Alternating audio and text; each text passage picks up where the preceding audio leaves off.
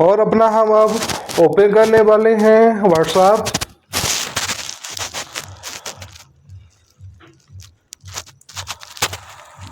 और उसके बाद हमको यहाँ पर कॉल वाले ऑप्शन पर हम टाइप करेंगे दोस्तों, ठीक है।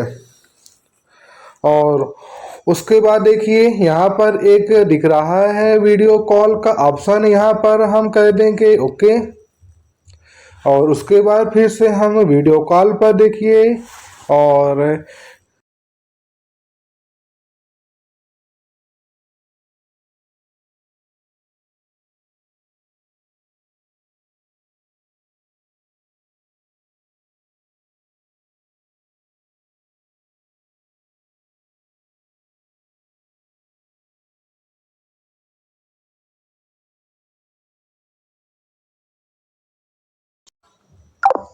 बस बनेगा वीडियो।